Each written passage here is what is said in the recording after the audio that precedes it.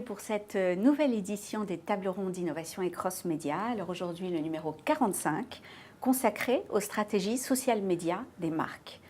Aujourd'hui, les réseaux sociaux, portés par l'instantanéité et l'omniprésence du mobile, tendent à devenir de véritables canaux d'engagement et de conversion.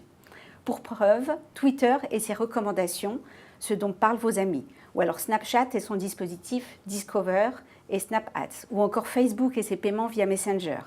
Des fonctionnalités poussées par des conversations, des partages et l'accès aux données personnelles de quelques 2,206 milliards d'utilisateurs mensuels à travers le monde, des données qui, bien exploitées, constituent pour les marques une manne providentielle pour inspirer chacun d'entre nous, nous guider et nous fidéliser, quel que soit l'instant. Alors pour parler de cet engagement pour les réseaux sociaux, j'ai le plaisir de recevoir à ma gauche Antoine Dubois. Bonjour. Bonjour. Vous êtes Senior VP Communication, Publicité, Social et Médias du groupe Accor Hôtel, acteur hôtelier mondial de référence. À vos côtés, Arnaud Ribaud. Bonjour. Bonjour. Vous êtes directeur marketing et vente monde de DS Automobile, marque premium du groupe PSA. Thibaut Maché, bienvenue. Vous êtes directeur social média d'Eurosport, leader européen de l'information sportive et filiale de Discovery Communication. C'est ça.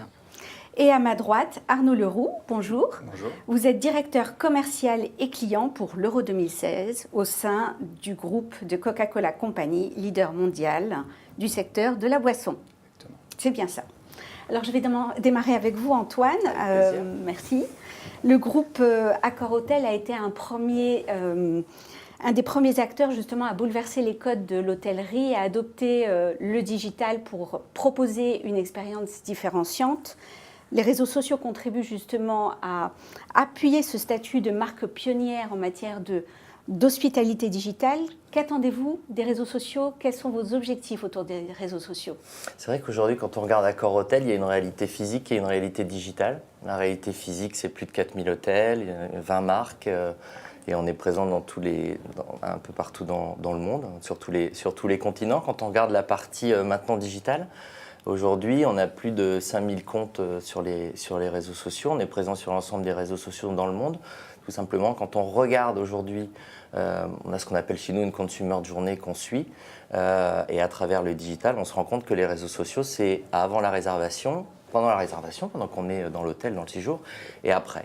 Et on s'est aussi rendu compte que si on regardait nos comptes globaux, on a environ 4,5 millions de fans, mais que si on descendait au niveau des hôtels, donc au niveau vraiment très granulaire, au niveau de chacun des hôtels, on avait un potentiel de plus de 27,5 millions de contacts. Donc des gens qui interagissent, qui donnent leurs commentaires, etc. Donc tout ça fait partie de la réputation des hôtels, mais aussi de la réputation de la marque. Donc ce qu'on a simplement réalisé, et c'est un chantier qui s'est lancé il y a 2 ans, c'est que tout simplement en ouvrant les réseaux sociaux à l'ensemble du groupe, en permettant à tous les hôtels et à tout le monde de communiquer sur les réseaux sociaux, à écouter aussi ce que le consommateur nous disait sur les réseaux sociaux, on allait augmenter les réputations de la marque et de nos hôtels. Et c'est vraiment ça, aujourd'hui, qui est attendu. L'enjeu principal. Il y a aussi, bien entendu, un enjeu business. Bien sûr. Qui en découle. Bien sûr. Derrière l'engagement, il y a bien sûr des propositions de réservation. Et il y a également, surtout, la satisfaction de nos clients. C'est-à-dire qu'il y a énormément de clients qui, pendant leur séjour, font des commentaires, prennent des photos, font des check-in dans nos hôtels. Très souvent, à 85%, ils sont très contents et ils le disent, et c'est important pour nous de les remercier. Et puis, pour les 15% où on a peut-être des sujets à traiter, on peut réagir dans l'instant, au lieu d'attendre qu'ils soient rentrés chez eux, qu'ils fassent part de leur insatisfaction ou de leurs problèmes. On essaie de les régler via les réseaux sociaux directement. Arnaud, pour DS Automobile, alors vous aussi, à votre manière, vous avez bouleversé les codes de l'automobile en affirmant un positionnement haut de gamme pour DS, inspiré des codes du luxe. Qu'est-ce que vous recherchez à travers les réseaux sociaux? Quels sont vos enjeux? Comme vous l'avez dit, DS est une nouvelle marque en fait. Une nouvelle marque automobile, c'est pas courant, en fait, ça n'arrive pas tout le temps. Donc on a créé DS en 2014, on l'a lancé en 2015. Et donc il faut aller vite en communication, il faut faire savoir ce qu'est DS, d'où on vient, où on va et quelle est notre ambition, effectivement, celle d'incarner dans l'automobile le savoir-faire du luxe français. Et pour ça, les réseaux sociaux, c'est un accélérateur de communication exceptionnel. Et on se dit souvent, il faudra 15 ans, 20 ans, 30 ans pour construire la marque DS, parce qu'on compare avec d'autres marques qui se sont créées dans les années 80, mais en fait, peut-être qu'on se trompe, puisqu'aujourd'hui, on a des moyens de communication qui ne sont pas les mêmes, dont les médias sociaux. Donc effectivement, on parlait... alors nous ne sommes pas encore au même nombre de followers que chez Accor, puisque nous démarrons depuis 2 ans, en fait. Mais nous avons déjà plus d'1 million de personnes qui nous suivent sur Facebook, Instagram, Twitter, qui sont nos principaux vecteurs de communication aujourd'hui.